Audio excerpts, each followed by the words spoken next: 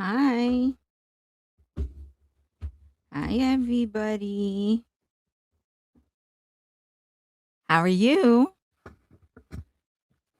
I'm going to try and coax my dog to come up. Get back.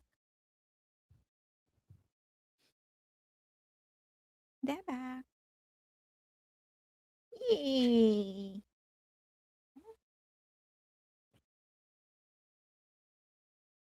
Come on. Say hi. Hi, everybody. Say hi. Say hi to them. You say hi. Hi, hi. You say hi. What a cutie.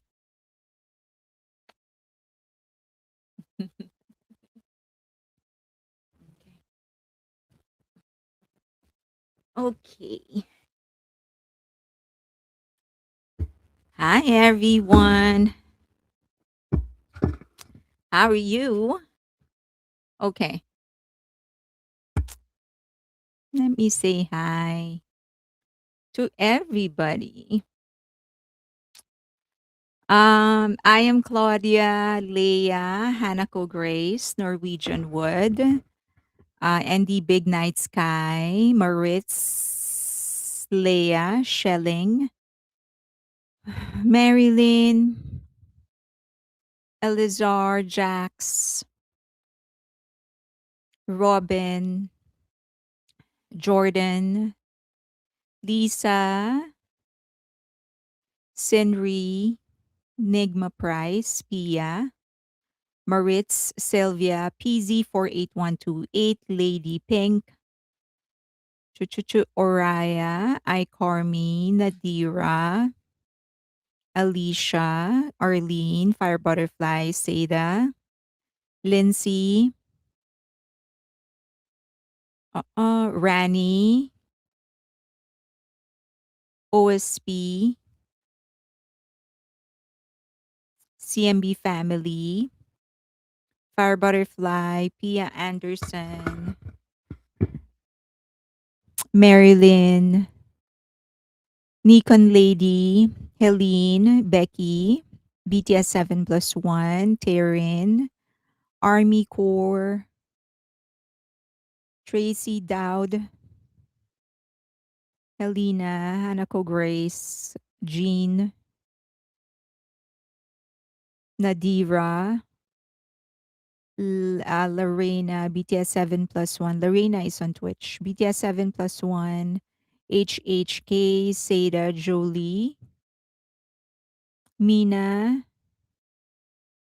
Bang Luna,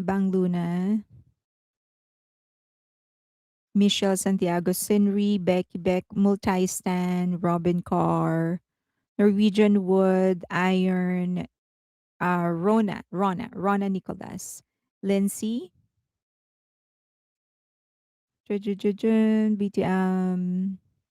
Kathy Swamp, Queen, Courtney, Dodger Girl is also on Twitch, SRJ23822, Nigma Prize, Jazzy, Nadira, Lazy, Tracy, Lob, Iliana, Kim Shaz,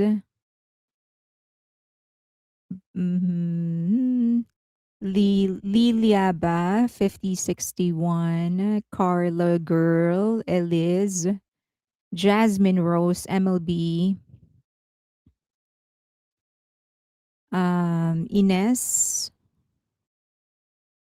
Ines, you sent me tickets. I got your email, Tracy. I got your email, Ines. Tracy, Aspen, Portia, Nigma Price, Nicole Kugi, Evie, Bang Luna, Rich, Ruth Fisher, Carol Faye, Nadira, Hanako Grace, Fire Butterfly, Robin Carr, SRJ2832, Brisa, MLB, Nadira, Kugi, Bang. Okay, I think I've said hi to everybody. OT 71013, Nosy Posey, Robin Carr, Seda, and the Big Night Sky. Amy's not here, huh? Amy Cohen, Hito, me, Emily Tendler, Curious Harlow, Lily, Lady Spinster, Norwegian Wood. Oh, I think I've said hi to everybody. Laura, Cindy, Amy C. Amy C. Are you Amy Cohen? Letitia, Ines, Icebox. Okay. I think I've said Alex, Walsey, Coogie. Coogie is on Twitch. Kay Inoka. Kay Inoka. Did I not send you an email, Kay? I think I sent you an email. There's someone who needed to speak with you or something. Um, okay, I think that's it. I said hi to everybody. I am Claudia, Amy C. Okay, Amy. All right. Hi. They're saying hi to you, Debak. Alex. Okay, so I was looking for Amy because she has a project. If anybody would like to help out, Amy, do you want me to describe the project? Let me know. Say yes. Say yes. I want you to describe the project because we're looking for volunteers. This is her project. I'm helping her out, but she's the head of the project and she also conceptualized it. So she is creating a website that will be for armies to actually enjoy and to share their experience. If she tells me that it's okay to describe it, I will. But if there is a website designer and a graphic artist, a website designer and a website developer, a graphic artist, let me know. And if you are willing to volunteer. Um, so I will wait for her response if she wants me to describe the project. But hi everybody, how are you? So last night, I actually this is one of the things I was gonna discuss with you. I went to I stayed up all night just to try and get some tickets for Gwangwamun, and I did not get it. Although about four, not no, not really, but about 3 minutes before Amy C, I can describe the project. Okay. So about 3 minutes before, maybe four, something like that, I was already clicking the enter button, the buy now button on Null World, because I know that's just how they were doing it. So I was like, I really wanted to be fast. And Fire Butterfly said she can help. Um, okay, Fire Butterfly, can you DM Amy C? Okay, I was like there. Of course, I was there all night. I mean, I was waiting all night, but like maybe less than 5 minutes before, I was already trying to enter. So I was just like clicking relentlessly for minutes on end, just to make sure that I get in pretty quick. And so 3 o'clock hit, the website refreshed. I was able to go in, and I was at 80,000. So I kind of knew that I didn't have a chance anymore. I thought you had tickets. No, I do not have tickets. So what happened was that, so I was like, okay, but I still waited until I was able to go in, and then I still didn't get tickets. And I guess to my disappointment is that this morning, some people were sending me links to some scalpers s- selling the tickets. So and it's free. It's supposed to be free, and they're not selling it cheap. They're selling it for a lot of money, which was actually what really pissed me off because I was like, I stayed up all night. If it wasn't for those scalpers, I could have gotten um tickets, and now they're just selling it. So you were at 88,000 for Chicago. I was, oh no, tickets for Gwangwamon. Tickets for Gwangwamon. This is for the free concert for their comeback.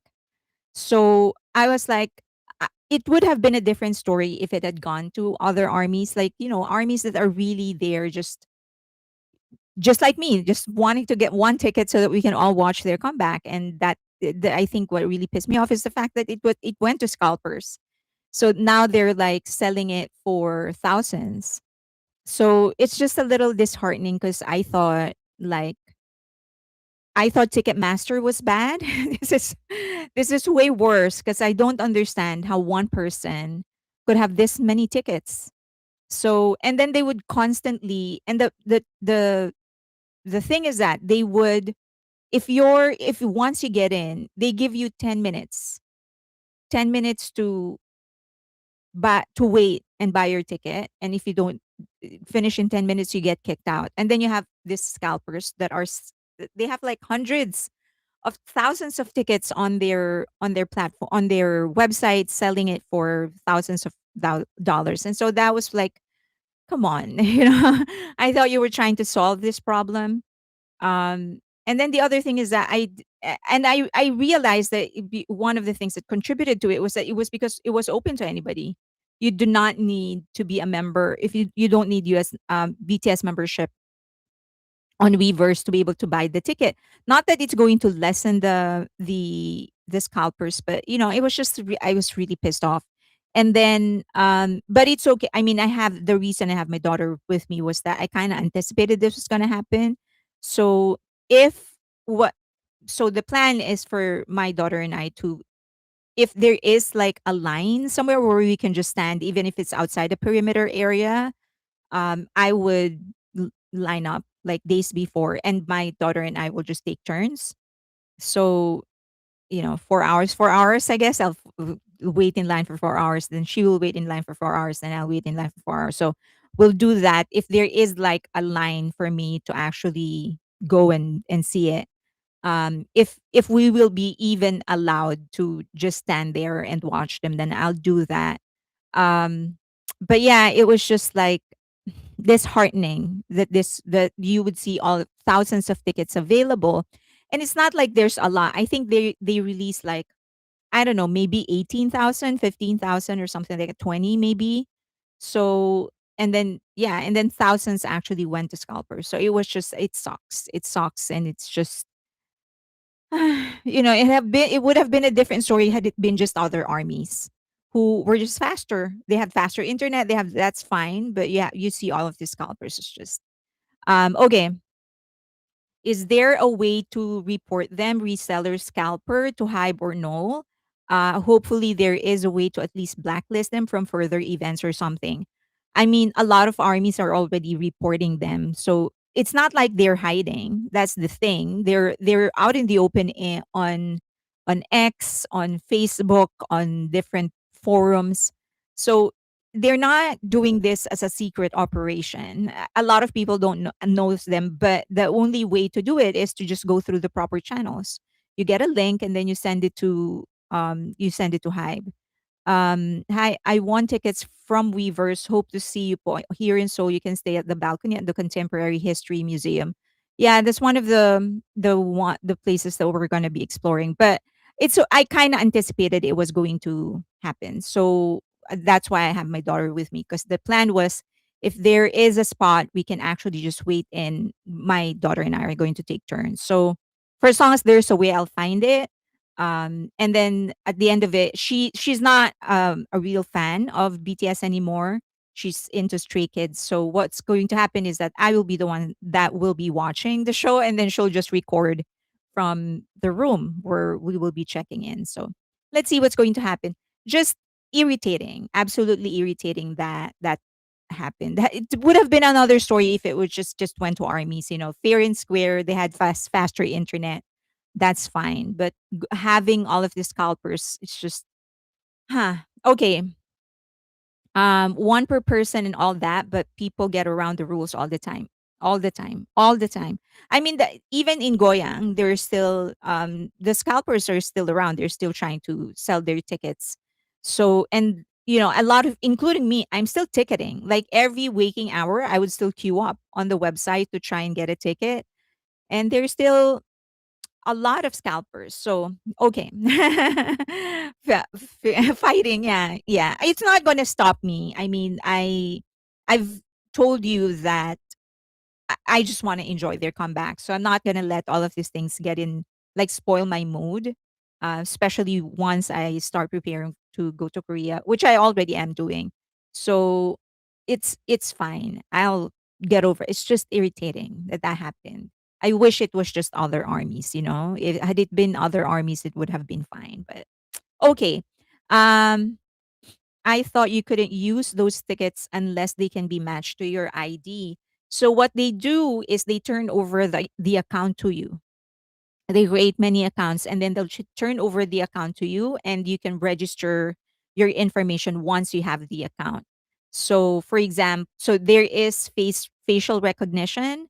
So you'll just do the facial recognition after. So that's what they do. I'm concerned with BTS going to Mexico. Hopefully, the unrest will be resolved. Um, hasn't it always been like that? I mean, we've once upon a time it was way more, right? The cartels. There's like I saw a post saying that they are the third largest employer in Mexico, and a lot of people were commenting. Do they have a job opening right now? Okay. So let's start with something lighter first, or not lighter, but I guess lighter to us because I'm assuming that not like there's not a lot who are like fanatics of Cat's Eye, maybe just casual fans, right? So we'll start with something light and then we'll end with BTS for sure. Okay. So not oh no, not oh no, Mexico is under siege right now. Oh, it's an actual siege. Okay. All right. Yay for BTS membership gifts arriving. It was worth the wait for them to take updated pics for photo cards. Oh, I got mine. I'll show it to you later. But I opened it. Well, I didn't have a choice. I can only get one. So do they give health benefits and retirement fund? That's a big question, right? It was funny. A lot of people were like, "Oh, do they have a job opening right now for a graphic designer?" Okay, so I'm gonna give you a brief description on what's happening with Cat's Eye. Okay, okay, there. Okay, there. Okay, sorry. All right, I'm gonna give you a brief description of what's happening with Cat's Eye. What's this issue about Mano? I know that Mano. Okay, it's not Mano. Mano. All right, so um, I know that some of you are just casual fans. You don't really know a lot about the group. I've followed them primarily because they're good, and the leader is actually from the Philippines. So light Cat's Eye fans are crazy. Oh, I know they're going crazy right now. So as you know, they are the first venture of HYBE and GEFFEN. So it was actually HYBE X GEFFEN is a joint venture between HYBE and GEFFEN. So both are big companies. So you can't really call HYBE X GEFFEN as a um like an independent company, although it is a separate entity from the two. But because it's backed by two of the biggest labels in the world, then you can't really say they are an independent company. And they were specifically put up because they wanted to use it as a testing ground on whether or not the K-pop system is going to work on the US. So for there's a lot of like business reasons behind it, technical reasons behind it, but they decided that this experiment on whether or not the K-pop system was going to work, they're going to put it on Hybe X Geffen for artistic, but also for business reasons. Okay, so this was initiated by Scooter Braun. He was the one who brokered this deal between Geffen and Hybe, and that was his job because he was the CEO of Hybe America. Okay, so there were, I don't know if you guys have seen the Dream Academy and then the reality show. So in the Dream Academy, if you watch them on Netflix, it is still available, and I would actually encourage you to watch it because you can kind of see there a lot of the on how the they were interviewing like the trainers, the talent and development team of Hybe X Geffen, choreographers, performance directors, creative directors. So they give you like an insight on how they actually think of concepts, what they're looking for. The casting director, she was actually sharing like how do you like what are you looking for in a person? And even Bang Shiyuk was there, but there it's really and so there you're gonna like re- get into their heads on how they cast, what they're looking for, how they do conceptualization and stuff like that. And then, of course, there's Son Sunduk. He was a prominent figure in the show. And you can actually, once he entered the picture, once he started evaluating the trainees, you can see the difference on the approach of the Americans versus the Koreans, which was kind of surprising to me when I started watching it. But um, you like, because we've always seen Son Sundok as like this, like he's always smiling. Dream Academy is the name of the show on Netflix, correct? Dream Academy, yeah. So, like, you know how when he's with BTS, he's always like smiling, laughing, joking around. But here you can actually see how strict he is. Like, oh my God, Son Sundok, I did not know you have this in you. So, hi, Juveline. So, I would really encourage you how to do it. Like, there was this one incident there where, so they do their trainings, right? So, they would train every month for one entire month, and then at the end of the month is the evaluation, which is exactly how they do it in South Korea. Okay, so in the first evaluation, that's when he was interviewed, he was introduced, and so he was talking, and then he told like the other people in the room, like, I don't care how they do in practice. That's the one, like, I don't even wanna know. We have to evaluate them here because this is the closest you will ever get into as an actual stage, and if they can't deliver on stage, then they can't deliver, and if they can't deliver here, then they won't be able to deliver on stage. And he was like there was this one scene where, so there was this one, trainee who was doing her evaluation, and she was singing, and so you can see the expression on his face, how unsatisfied he was what he was listening to. And when it was his turn to talk, he was like, "Do you even know that you're singing out of tune?" And he was very straightforward, especially if you actually understand the sensibility of the tone in Korea. Um, he was like disgusted. He was listening to. I was like, "Do you even know that you're singing out of tune?" And then he was giving comments, of one after the other. And then at the end of it, he was like, "I was actually very gentle on you today." I was like, "Oh gosh, I don't know how you will sound like if you're not gentle." But anyway, do watch that because if at all, if for anything else, it's gonna give you like an idea on how these trainers, these creative directors, production managers, casting directors, how they actually do these things, the processes that they go through in order to get what they want. The most interesting personalities were Song Sundok and then the casting director. So she's the one who actually casts people, find people, approach people. Okay. So I would highly endorse that. Now, Mano is the visual. He was rough in Island. Oh, I did not. I haven't watched Island. Oh, I'm going to watch him. I mean, if that is, I guess that's why BTS became so synchronized. And so, okay, I kind of understand. Okay. So Mano she actually ended up being the visual of, um, of Cat's Eye. Okay, so she's the center in the visual. Okay, and she's from Switzerland. Now, prior to getting in the training system, before she started training for HYBE X GEFFEN, she actually didn't have any kind of formal training in singing and dancing. She was actually modeling, and I think she was trying to build up her audience on social media. So when she was approached, she did not audition at first. She was scouted by the casting director, and so the casting director found her on Instagram, DM'd her. Initially, she was like, no, because she thought it was a scam, and then she checked everything and realized Mano's.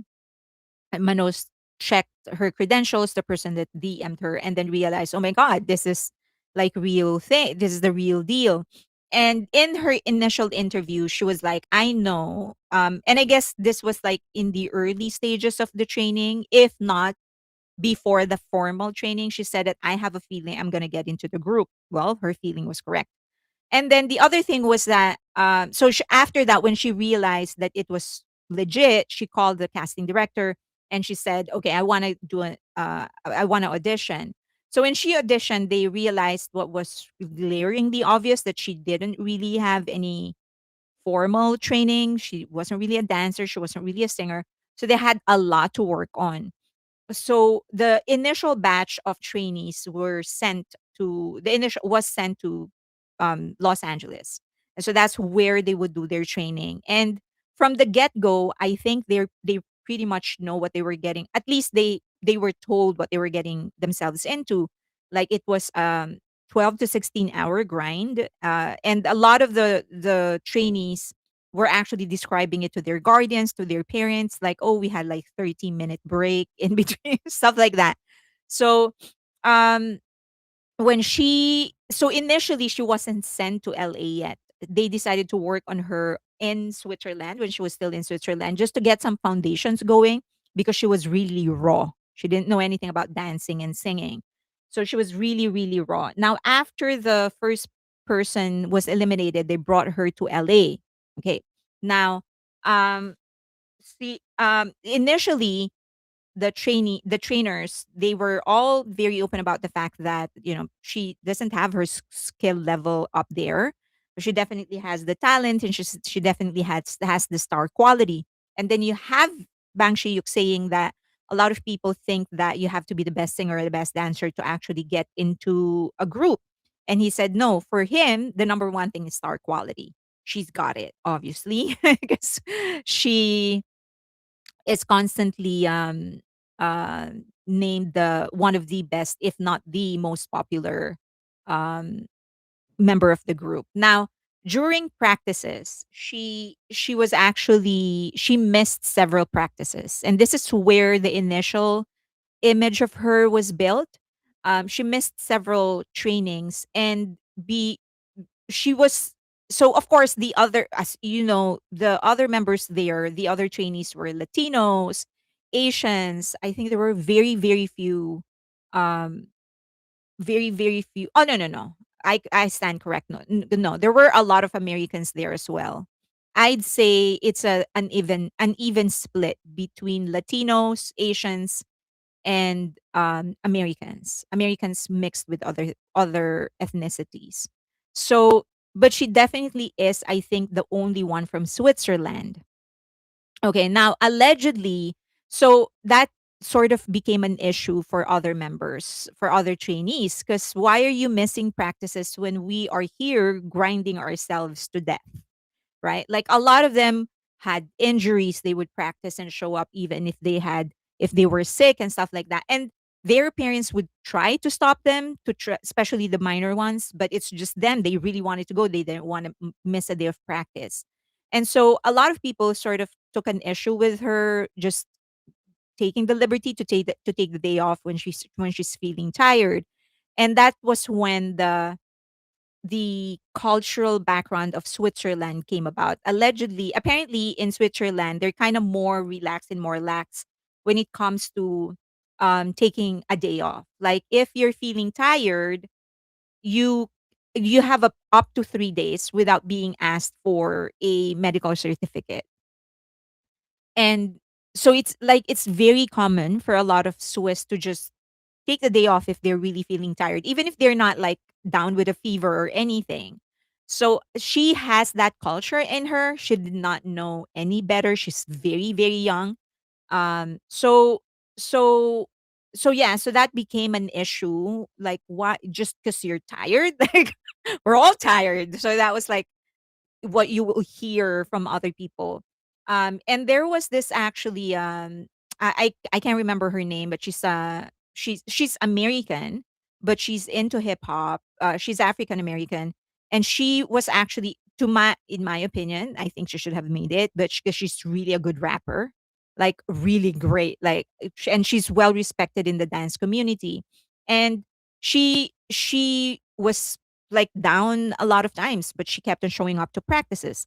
So a lot of them were very unforgiving for her for missing practice, and to the point that this confrontation happened. So they all sat down, and she asked about it, like she was, and this is where you will see the value of the trainers, because she was asking the girls like, what's the issue? And then Sophia and Lara were, at least in the edit, they were the ones who were talking, and she kept on defending herself, right? So, 'cause Sophia from the Philippines, and then Lara, also a member of Katseye, who ended up being a member of Katseye, they were mentioning to, like, they were saying, like, this is the issue, like, you would miss practice and blah, blah, blah. And so, and then she would defend herself. And then, so, the trainer had to intervene and say, you're going to have to listen. Like, you will have, you wanted to talk with them, and they're saying their piece, and you're antagonizing them.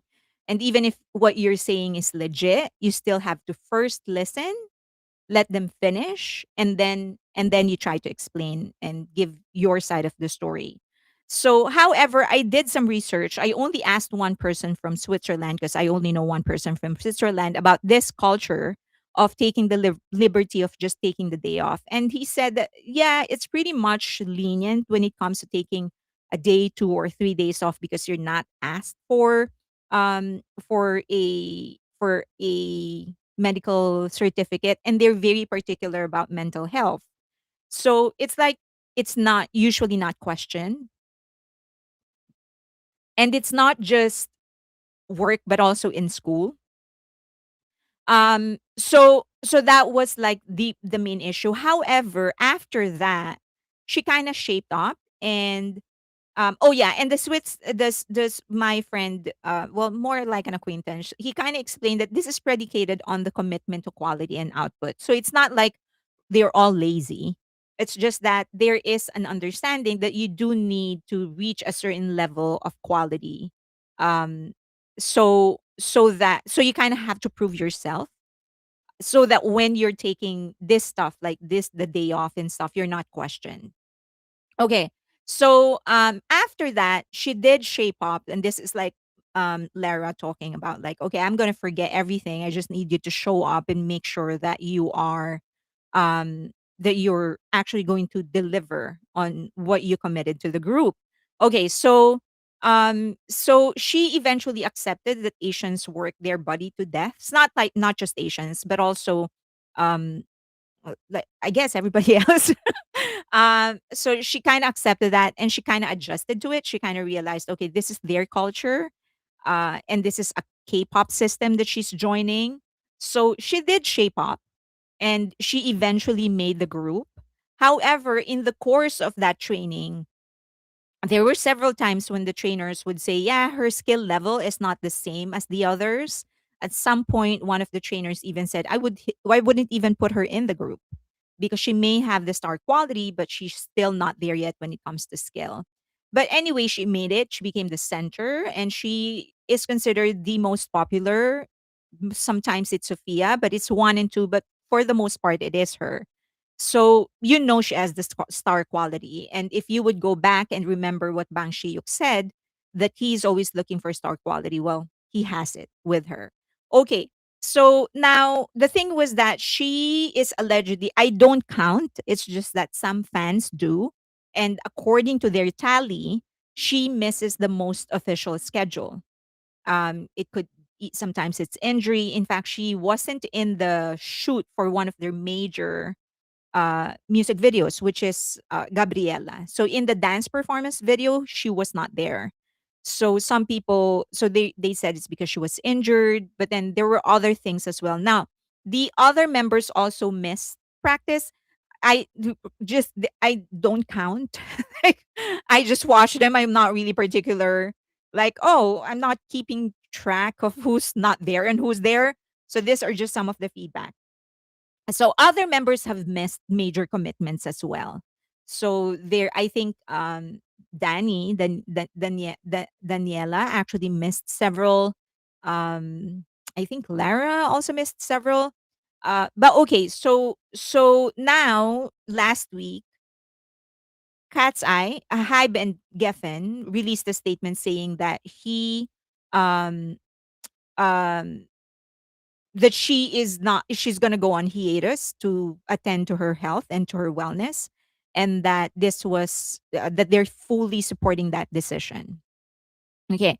That was it. Like, it's very vague. Well, it said what the fans need to know, what the public needs to know, and that is that she is going to go on hiatus. So everyone was so concerned because the wording is exactly that she is going to prioritize, to focus on her health and her wellness.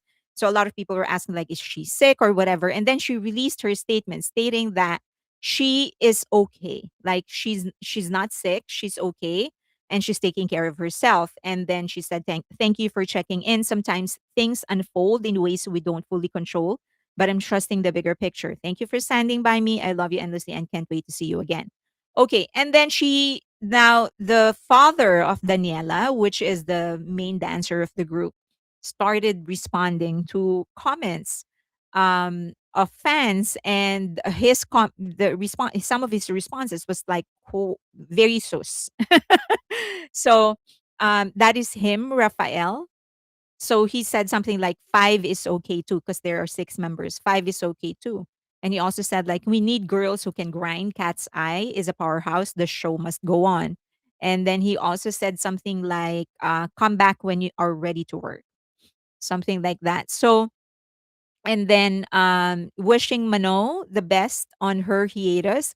Cat's Eye will always proceed with greatness to greatness with or without one girl. Okay, so obviously there is some subtle shade. At least that is how it's landing to some fans.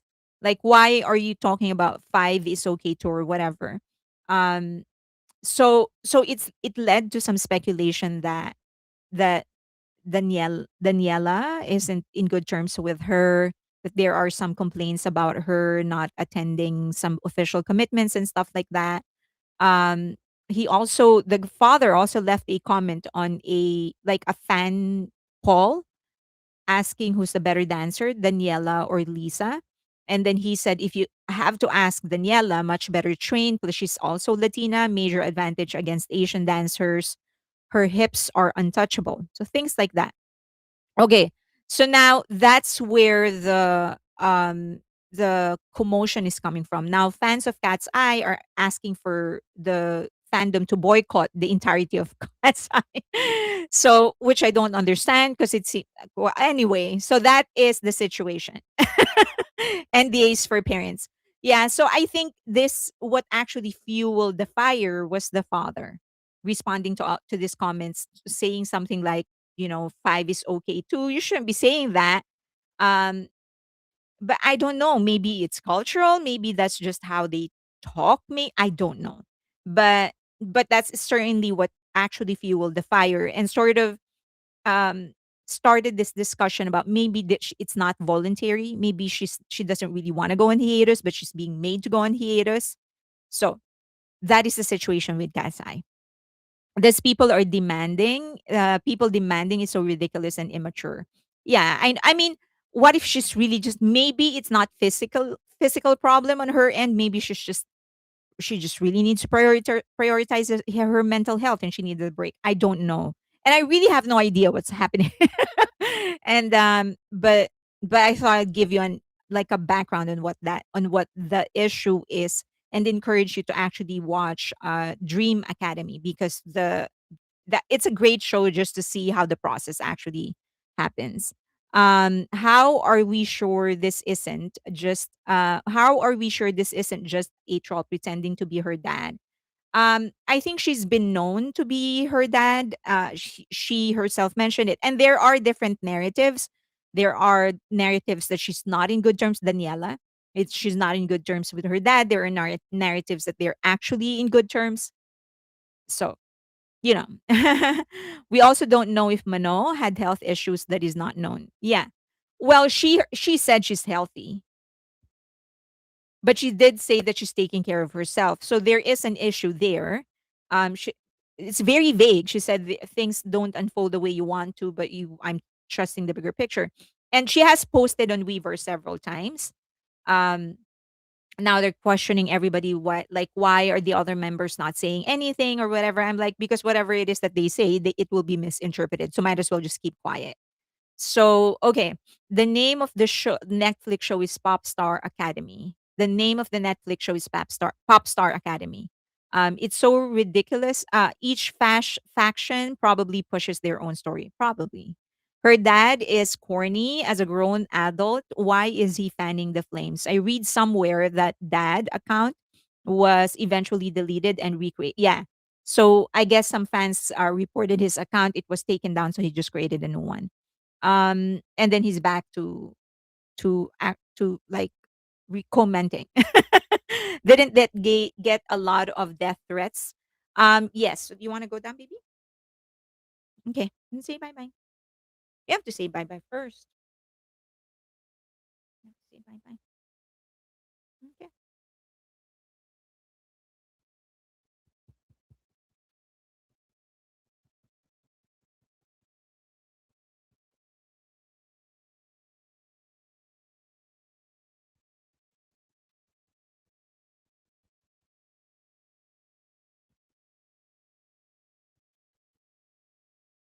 Okay.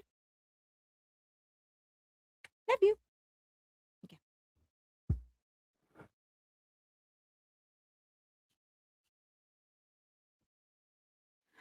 He's very, very spoiled.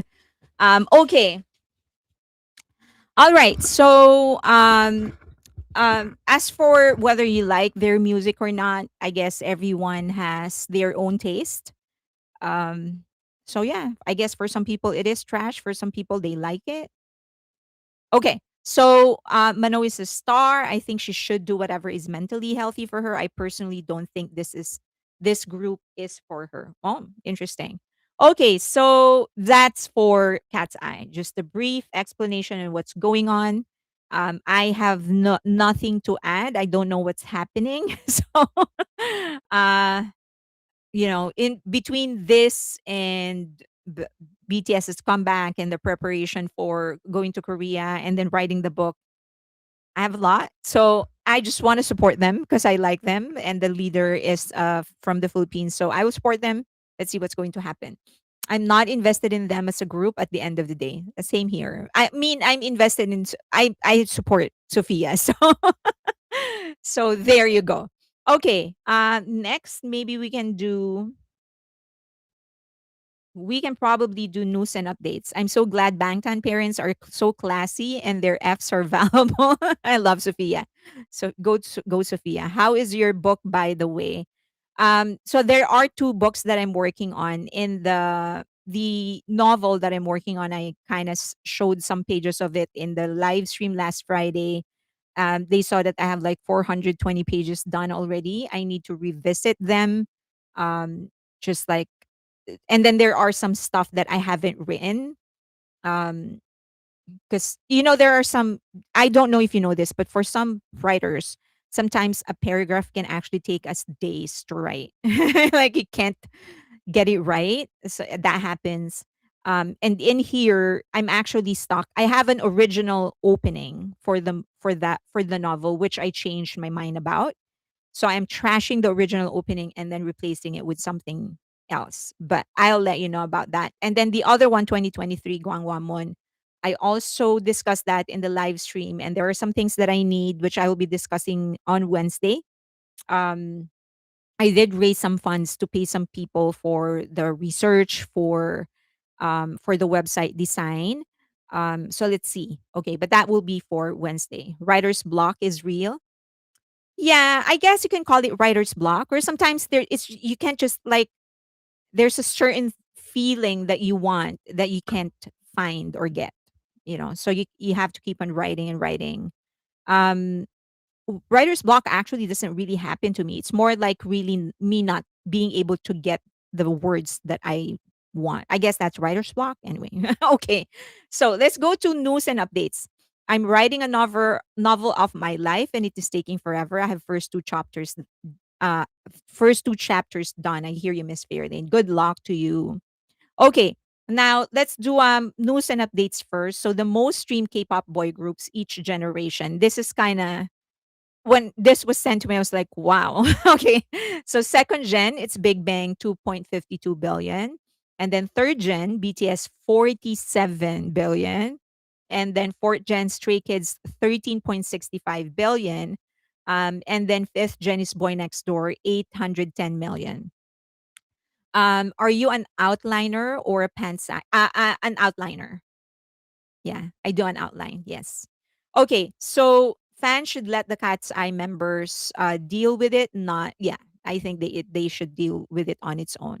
So I was just like struck with the gap, and I remember watching. I'm sure many of you came across this post. It circulated on X and also on TikTok and on Facebook, and there's this guy who's Korean talking about how BTS is actually not considered a boy group anymore. They're not idols anymore for Korea because they really have been elevated to the status of the director of Parasite, the Faker, and then the Son, the soccer player. So if you ask for like who are the cultural representatives of Korea, it would be those four. So the director of Bosong, I keep on forgetting his name, but the director of Parasite, Faker, which is the E Games champion, LOL champion, and then Son, which is the soccer player, and then BTS. So it's like they're not nobody sees them as an idol anymore. They're just a cultural representative of South Korea, and that's a very very difficult thing for any Koreans to achieve because I've mentioned to you before that to this day, idols are actually kind of like discriminated in the Bong Joon-ho. Okay, Bong Joon-ho. There you go. The name of the director. It's kind of hard for any idol to get over like their the stereotype because a lot of Koreans think that idols don't really not or don't necessarily have the skill, the artistic skill. It's more the branding, sexuality, and stuff like that. So for you to get out of it, it's very very hard.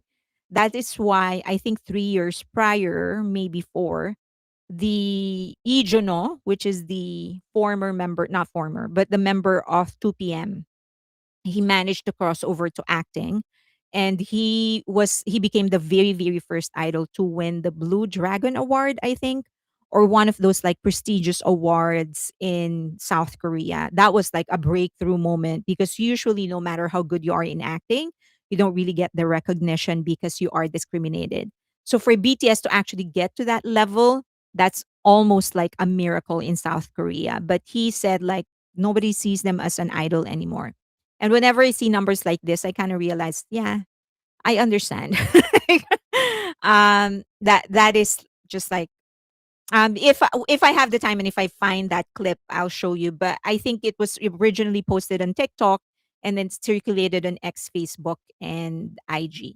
Okay. But the most streamed K-pop boy group of all time is still BTS, of course, 47 billion, and then followed by Stray Kids, which is 13.6 billion, and then 17, 8.1 billion, and then 6.7 billion for TXT. Okay. So this is for each generation. This one is for each generation. And then this is for all time. Which stream is this? That all of them on one platform? Only Spotify reveals the number of streams. So this is Spotify. Okay. And then for the girl groups, this is according to touring data. This is the biggest crowd on a single performance. And the record has been established by Twice, and it happened in Nissan Stadium, 68.9 thousand for one day. Um, and they did it twice. And then you have at number three, Blackpink, Bukit Jalil or Halil, 62.6, and then twice, Blackpink. So it's just basically the two of them alternating. um, but yeah, so it's between Twice and Blackpink. But it's kind of like entertaining to actually see them. Let me hide this. So it's kind of like amusing to actually look at it because there's just two female groups. So um I think they also have the Twice has a new one, and this was in the Taiwan venue. It could be, but I think that's gonna go in here at some point, maybe once they verify the numbers. But for now, Nissan Stadium, first two, the biggest is held by Twice.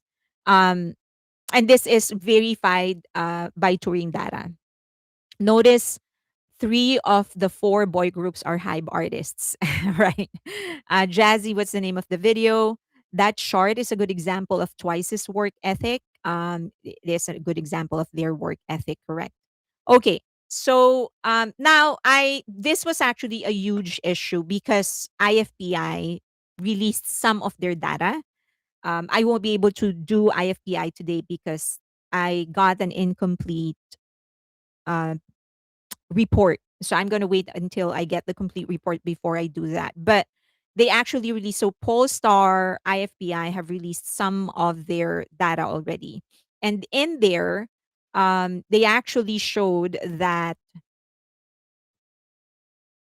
these are the best selling albums of 2025. Now, Jenny and her team, I guess, kind of released that she sold more than 1 million units globally in the first week. And she surpassed Rose, who sold 860,000 units globally in its first week of release.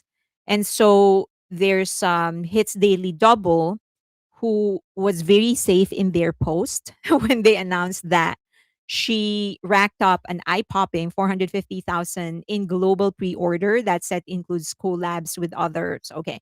And so it was a very safe tweet because, as you can see, they specifically put "we're told," meaning they can't verify, which is kind of funny.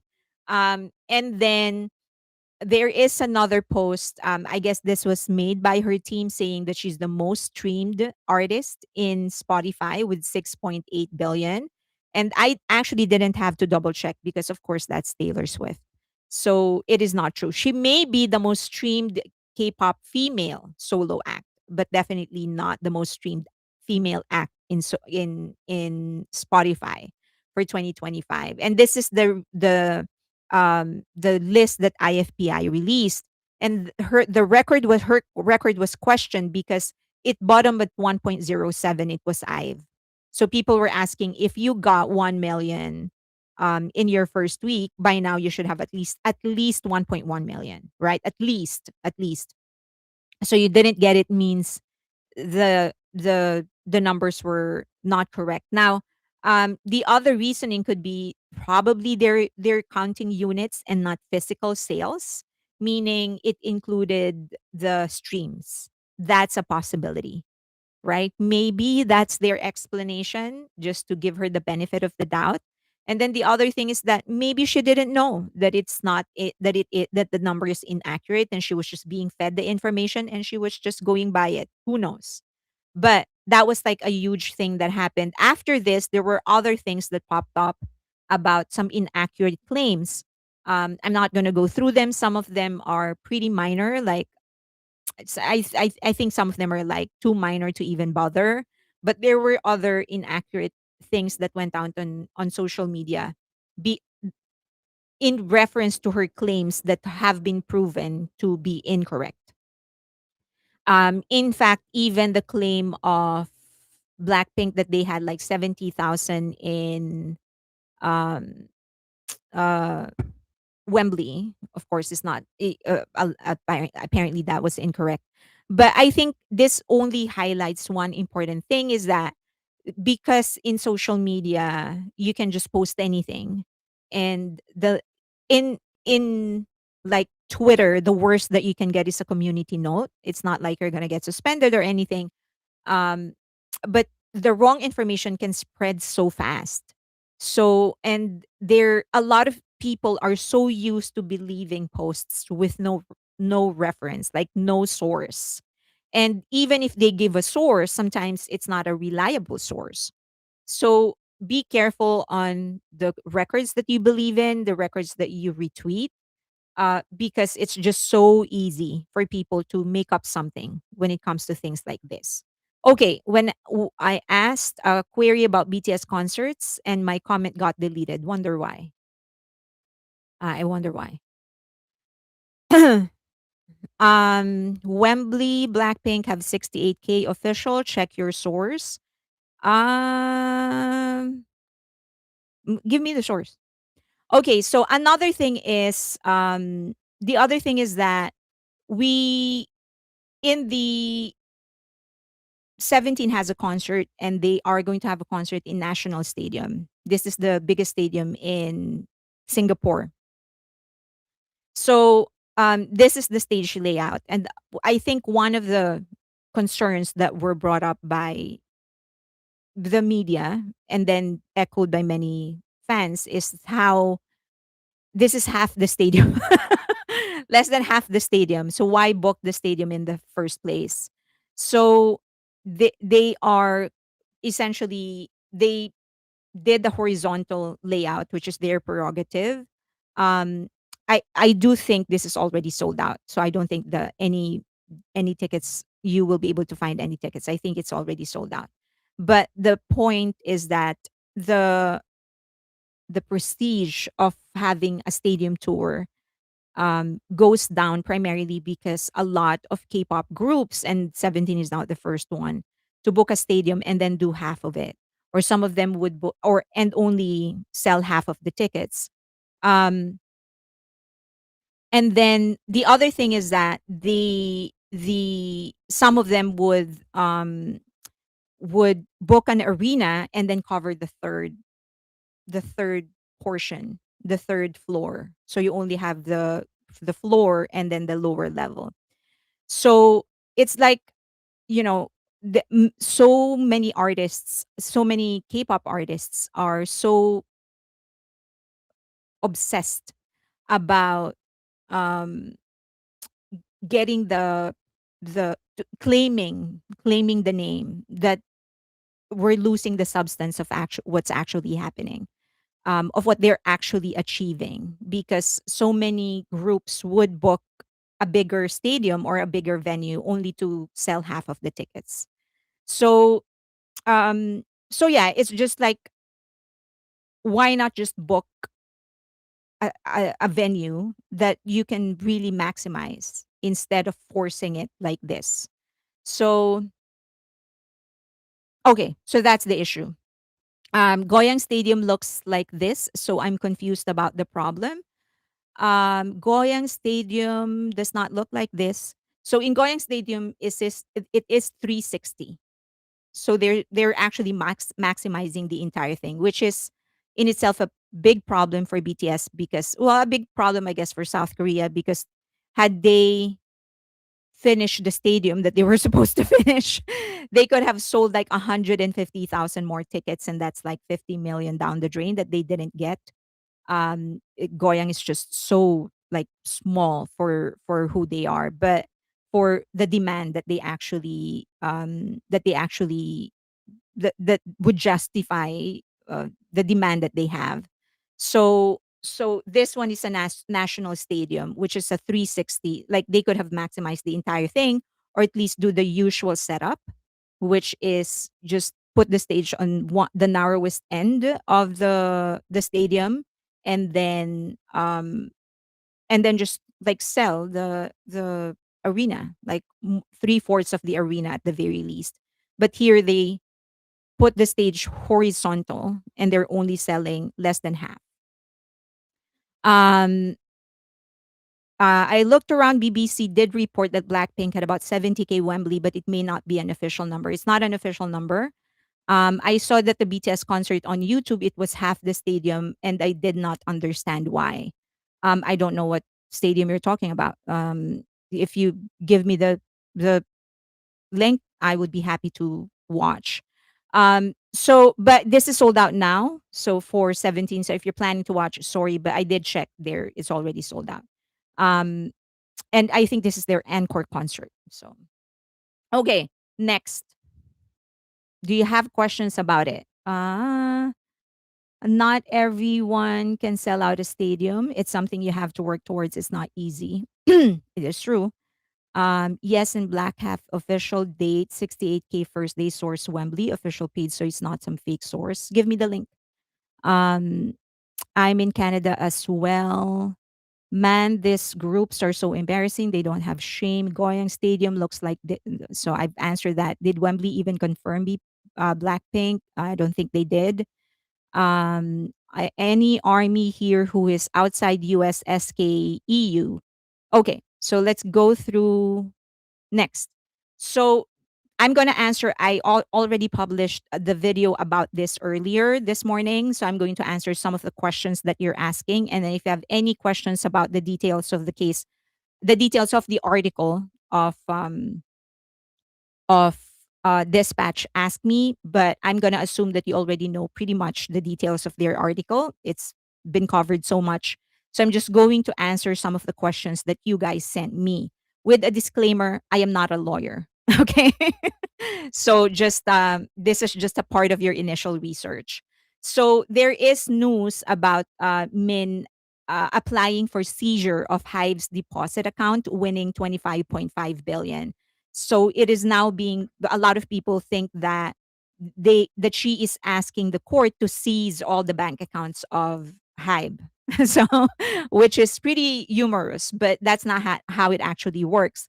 What she's actually asking is for the court to do a compulsory enforcement, meaning she is asking for the court to require Hybe to pay her the settlement, the amount that she won. That's what it means. Okay, so there are different ways on how the court can actually collect from HYBE. If that is if they don't voluntarily give the check. Okay, so it could be seizure of specific assets. So she won 20, let's assume 25 point whatever, 25 billion Korean won, which is about 17, 18 million US dollars. And so the court is going to look at the assets of HYBE, and they're going to look at they're going to seize assets that equate to 25 billion Korean won. So that's what's going to happen. But they're not going to seize the entire assets, the all the bank accounts of HYBE. Okay, or they can garnish bank accounts. A lot of us know this already. So 25.5 billion, they're going to take it out of the bank account of HYBE. So yeah, the court is going to say, give me that 25 billion. You have 30 billion in one bank account, give me 25 billion. Okay, and then they're going to get that and give it to her. So that's one. That's second. Sounds like she's in a hurry to get that money. And then you have seizure of receivables. So whatever money that is owed to HYBE, for example, they're going to collect, this is just an example, 30 billion from Ticketmaster, then the court can actually seize that. So they will get that, they will intercept that money and give it to her. So that's one way to do it. And then the other way to do it, but the other way, and most likely what's going to happen is that HYBE is going to apply for stay of execution. So it's a stay, they call it a stay, meaning they're going to freeze the enforcement of the payment. So they're going to tell the court, don't enforce the payment, the penalty, because it's under appeal. Okay. So when that happens, the court is most likely going to ask them to deposit the money, post it as a bond. So the HYBE will still have to write that check, give it to the court, and then it gets frozen until the decision of the highest court.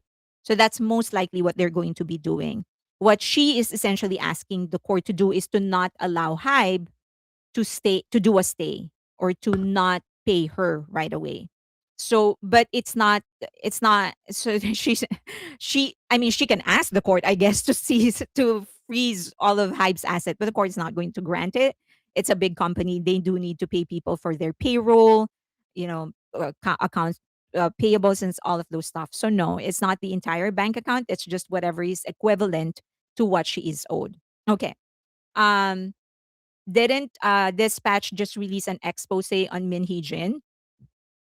They did, and I did a video on that. So if you have questions, ask me, but I'm gonna assume that you already know the details of the expose.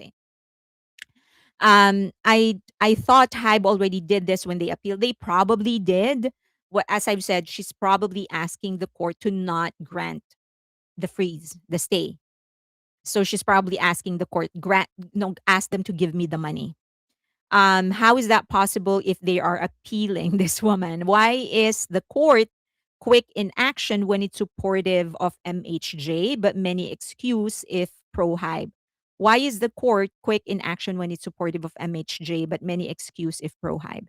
Um, I thought HYBE already did that. I meant BTS concert tickets for venues which are later in 2026 or 2024.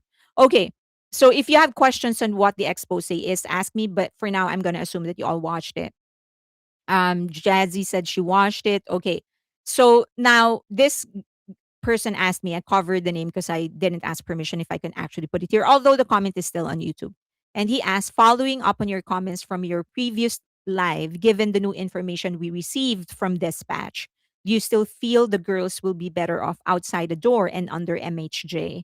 I think, will they be better? If your question is it better if they are with a door, if they are outside of a door and under MHJ? My answer is no. And I actually have always said that the best place for them is still a door. Um but personally, I don't want them to be under a door. So, um, personally, I would prefer if they are just gonna go on their own. I want the best for them. I want the best for their career, but I want that best to happen outside of Adore and outside of Hype. Primarily because there's so much damage that has been done, and I am concerned about the other groups that have been harassed because of this entire thing. Now, as I've also mentioned that normally the artists are more forgiving than fans, and I'm just a fan. So, maybe I'm thinking too much of it. Maybe for the people that are there for SSERAFIM, for Eyelet, maybe for them they can actually forgive. That's possible. But just they've they've caused so much harassment towards the other group that I don't want them around. So my answer would be, personally, I don't want them to be with Adore. And I'm not really concerned about where they actually go. I don't think they are better off with MHJ, but I just don't want them with Adore. But that's me. My opinions and my desires have nothing to do with their reality. So also sharing the building with some other artists will be kind of weird. Share, yes. At some point, I do think that at some point they're going to be talking. Maybe they already have. Maybe they already talked, hash things out, clarified some things. Who knows, right? I feel like lower court effed up. We all feel the same. Okay. So, next question. My understanding is that the court only considered actions taken before the contract termination and the information HYBE had when they terminated at the time of termination. So, any action she took after July 2024 doesn't work in the shareholder case, but it will be considered in the damages lawsuit that hasn't started yet. Yes. So, if they can, yes. The answer to your question is yes. So, basically the court said that anything she did after they terminated the contract is not considered. They won't consider that because HYBE already terminated the contract. So anything that they present, it has to have happened before the termination happened. Correct. So that's correct.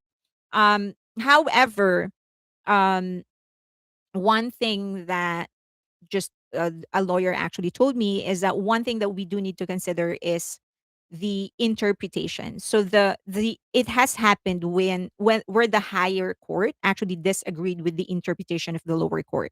So the lower court essentially admitted that she did things, like she executed the plan. She didn't just plan, but she executed the plan. She met with people, right? She met with investors and people like that. The only thing is that she did not succeed.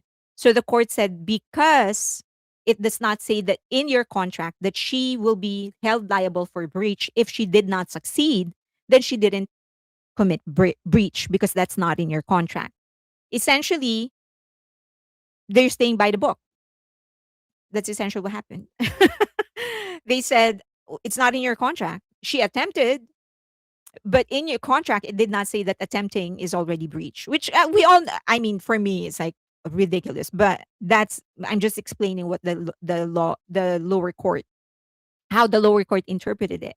Now, the higher court could go and say the interpretation is too narrow, right? So an attempt should be considered breach. So that could have happened. If that happens, then they don't even need to present any kind of new evidence. They can just stick with the current evidence that they have and just make sure that the court understands that this is breach. Okay. Didn't she quit? She quit as the director. She was fired as the CEO. Okay.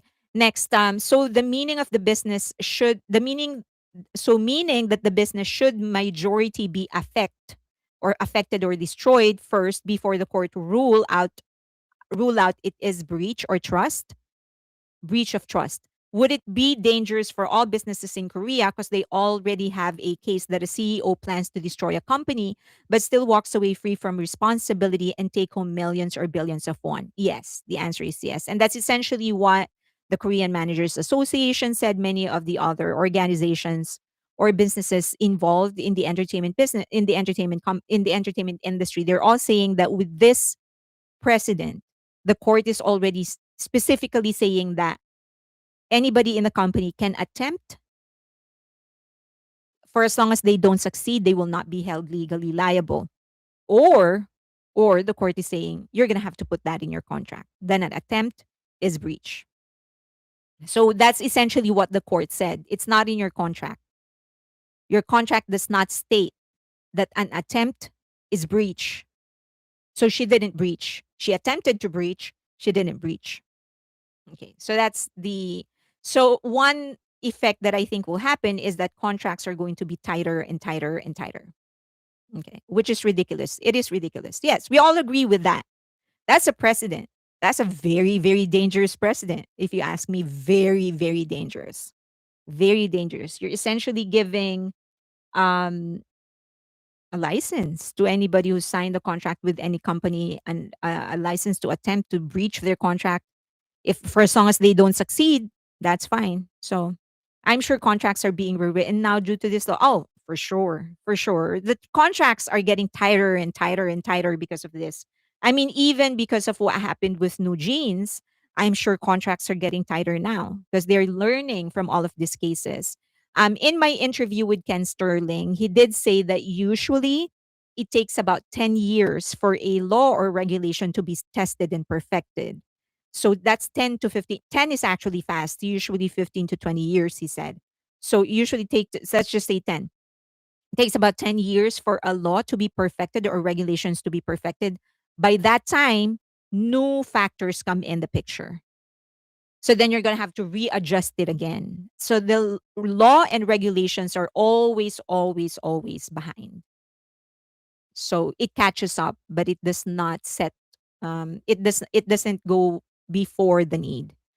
Um okay, the judge, so I think the judge definitely cherry picked his decision. For example, he stated that Min Heejin had all the right to express his opinion about Eyelet copying New Jeans, but also left out that documents and Kakao Talk messages that stated she specifically planned to target Eyelet, right? So if you are basing your decision, your assumption on a Kakao Talk message or computer documents, then why did you ignore the other half? Because the other half obviously stated and showed that she specifically targeted Eyelet. And then here you are saying she has the right to state her opinion, but it's not an opinion. She targeted Eyelet.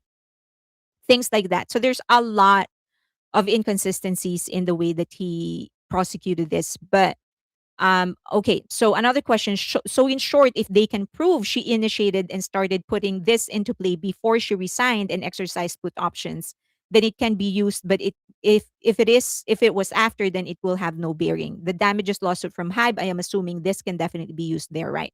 Yes. So if she executed this before she resigned as the director and before she exercised the put option, then it can be used in the damages lawsuit. Isn't the timing going to be a problem for the court? Didn't this all happen after She Devil was terminated? Yes. So all of this happened, at least from what dispatch disclosed, it happened after she was already terminated. So unless Hybe can prove that she started planning all of this before she was terminated by Hybe, she was fired by Hybe, then it has no bearing. Okay, next question. Oh, I think that is it. Okay, do you have questions about this before I proceed to the next topic? The judge did not look at the full picture, just the scribble on the corner. KMCA should enforce their power and ban her. Well, it seems that I think they already did. They said that they're not going to include anybody who has been accused of tampering. The judge should be removed from the bench. It stopped being an opinion when she chose who she would accuse of copying. MHJ is a greedy person. She was handed the key to the mansion and she wanted more. Yeah, so she still has to pay Bang Shiyok. Um, I think I think she owes him about 4 million, um, with ordinary like interest rate. If he gave her an interest rate, it would probably be around 5 million now. And then taxes that she needs to pay. Anybody who earns more than 1 million US dollars in one calendar year pays about 49% in taxes. So that means more than half of what she got from Hybe will go to taxes, and then pay Bang Shiyok and probably other expenses. She will probably land, I don't know, maybe about, so if it is about 17 million, she'll probably take home six, maybe 6, 7 million, maybe eight if her accountant becomes creative, maybe she'll take home eight. If her accountant is really, really good, maybe nine. But yeah, right around that. But definitely five goes to Bang Shiyok. If there is interest, if there is no interest in their contract, then it is 4 million. And then the taxes that she needs to pay, some other things. So yeah, about 7, 8 million. Um, Highly doubt MHJ pays her debts to anyone. I wonder why the judge is partial. Yes, yes, the judge was too partial to her, not the evidence. Can the judge be replaced? Well, it's now in the appeals, court of appeals. So he can be impeached. Where is the shaman? Sylvia NYC agree. Is she in hiding? If Hybe wins the appeal, will they still need to pay her legal fees?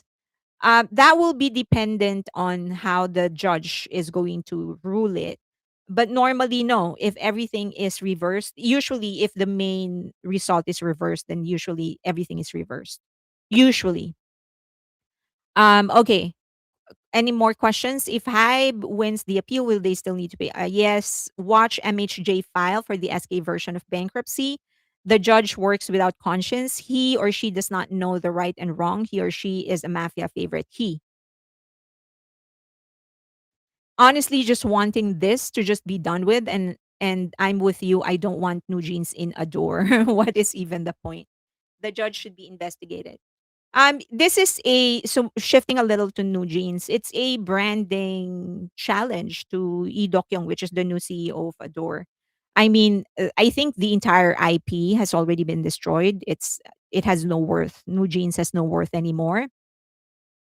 So I don't think it's going to. So I think it's up to her to make it work.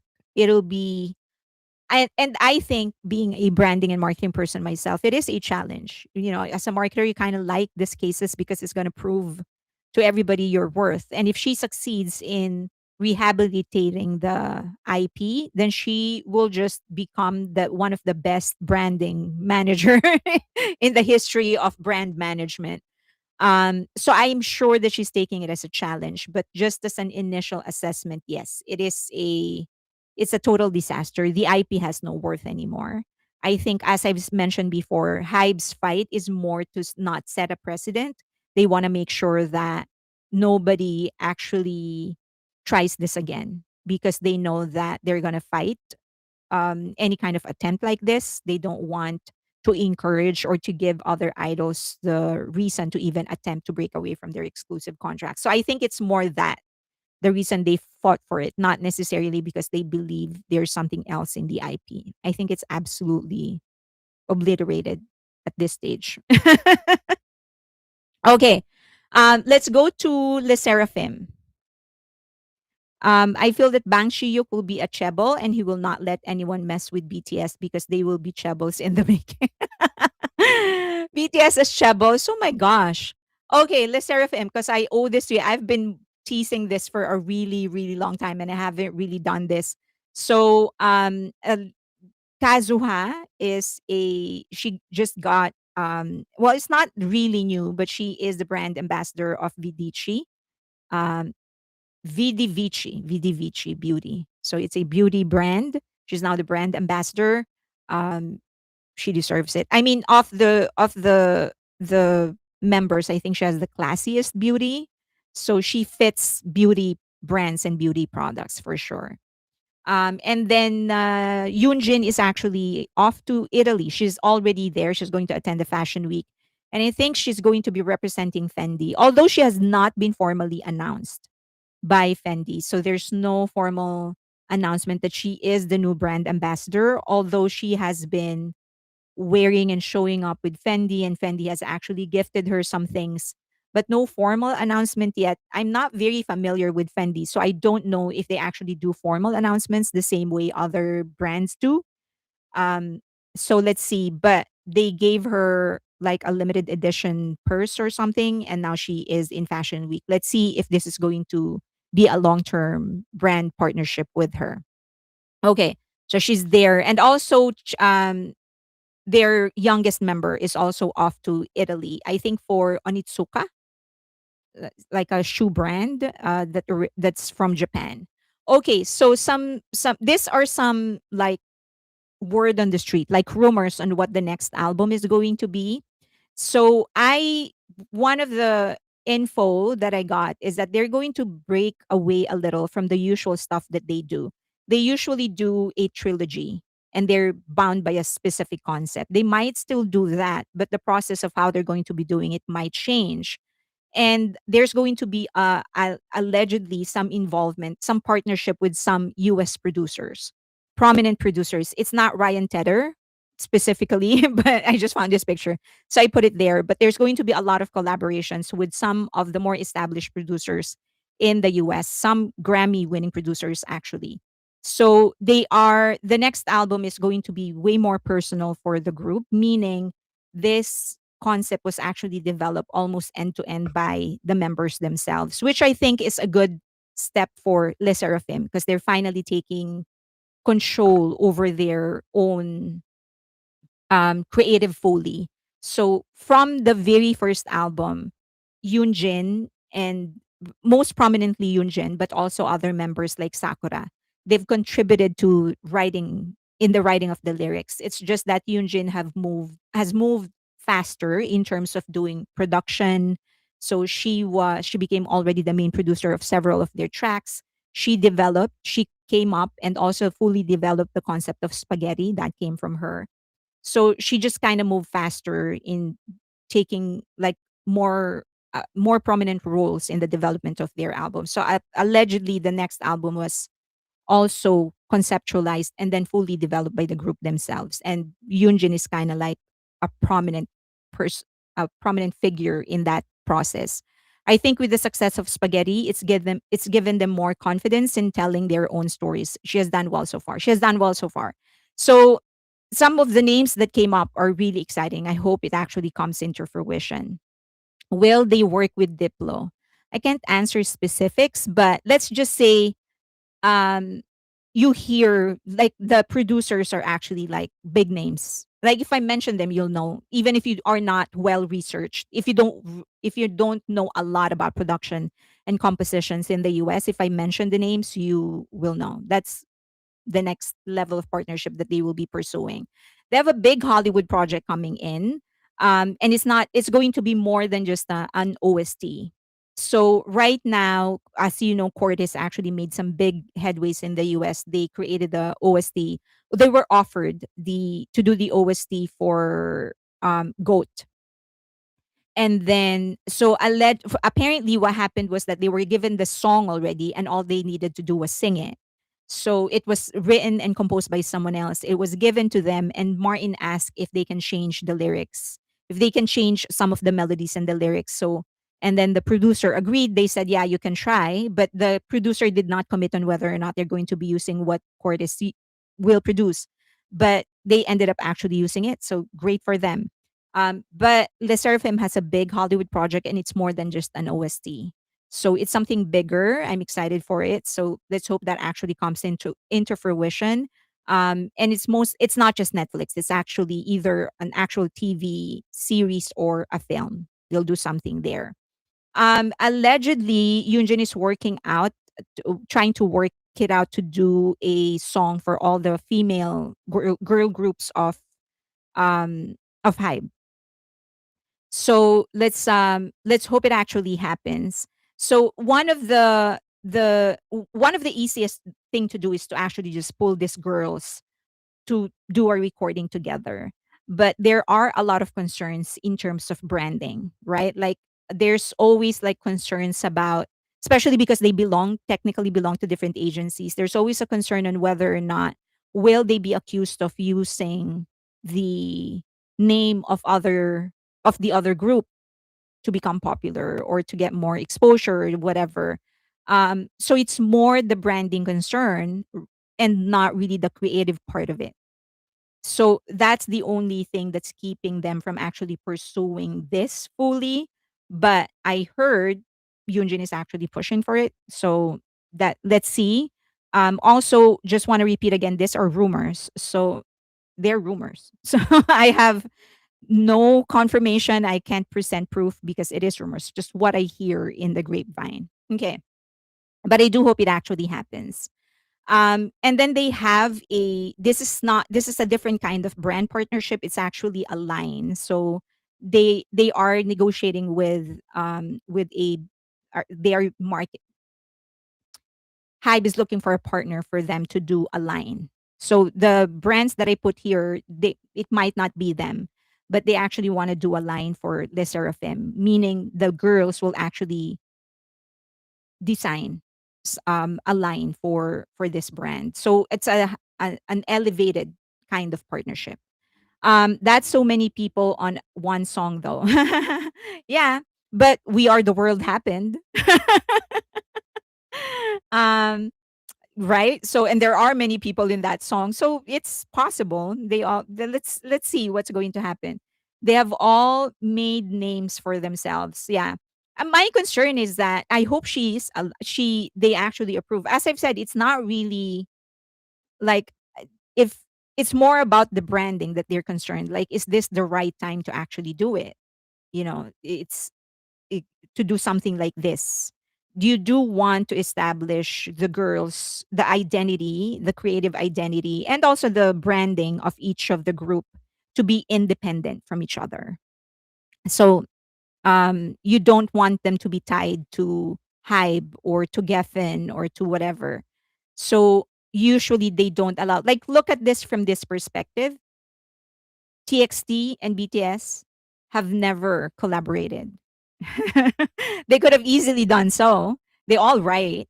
They all work in the same floor. So they could have done something so easy, but they have never done it, primarily because you want these groups to be independent from each other, right? You don't want TXT to be known as the brother of BTS. The same way for Cordis, you don't want Cordis to be known as the younger brother of BTS. You want them to just be Cordis. The same way TXT managed to build their name for themselves. They're just TXT. That's the concern. It's not the creative side of it. So let's see if they're going to allow her to actually do this. There's something about classical music and Le Seraphim. So I don't know. I'm not saying that this is the Korean National Symphony Orchestra, but there's something about putting together classical music and pop music. So let's see what they work out. But it's something like this. Not them, not necessarily the Korean National Symphony Orchestra, but similar. Yeah, but J Hope worked with Les Seraphim. Um, y- y- that is more viable. It's more viable if it's just one person from a group working with another group. That's kind of a bit more acceptable.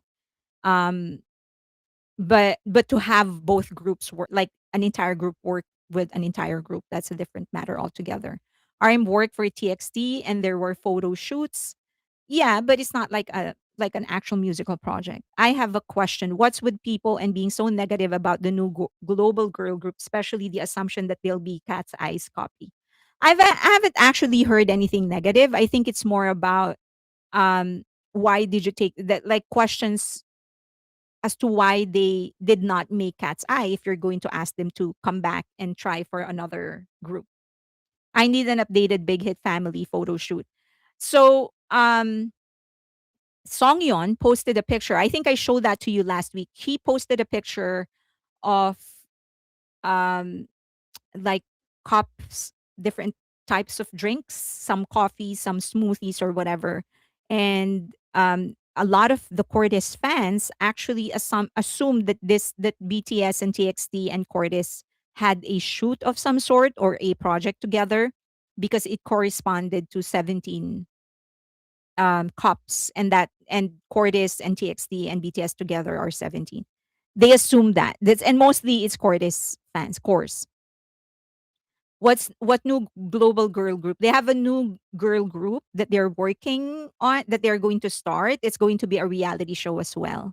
So, but it's HYBE X Geffen. Okay, next question. HYBE idols were together on Ronjin. Yeah, but it's chosen, and it's not a proper. It's a variety show. It's not a proper. I did love that episode, by the way, and like you can clearly see the difference on how Jin and Yeonjun, I think it was Yeonjun, right? Yeonjun and who was the other member? Bomgyu. Like you can actually see how comfortable they are with each other now. They used to like really try and avoid, not really avoid, but we don't really see them together.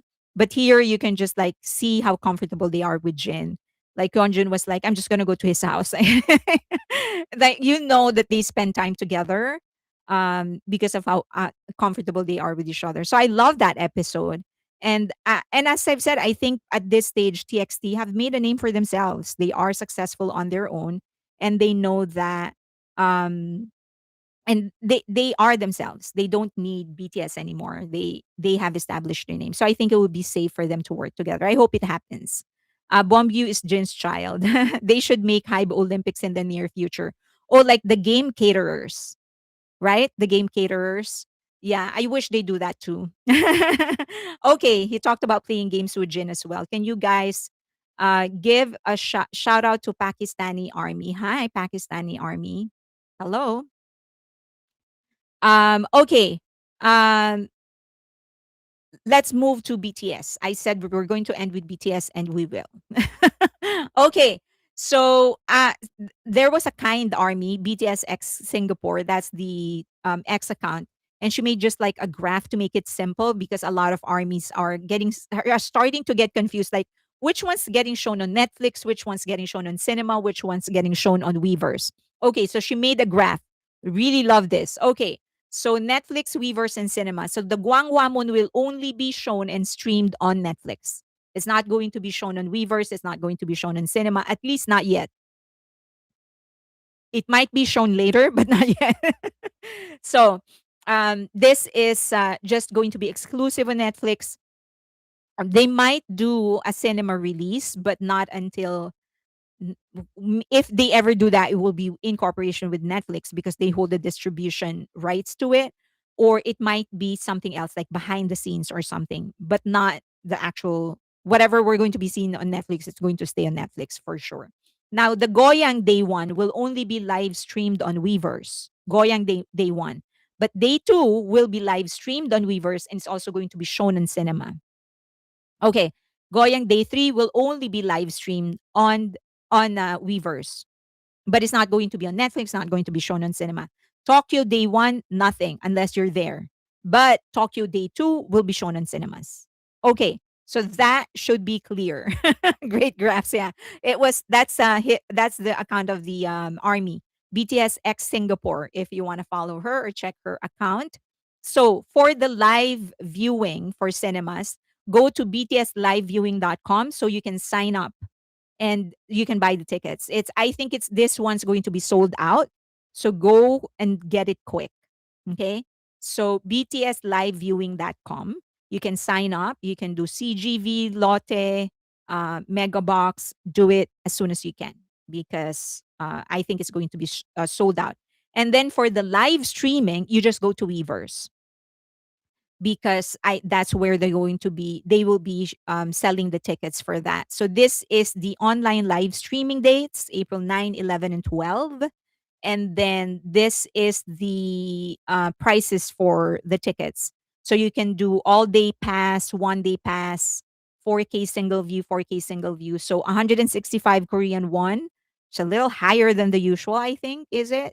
And then for the single view for 1 day, it's going to be 59,400. Okay, it is available both general and members only. Okay, so make sure to mark when the tickets are going to be released. So for this one, it's February 27, 2 p.m. Korean Standard Time. Okay. All right. Um, hope you got all of that. Make sure that you go and sign up. Okay. I would love a Bangtan bomb on the behind the scenes of Gwangwamuan. Okay. So some armies think that BTS will be releasing something on March 1 because that's what they call the Independence Movement Day or their Independence Day, they said.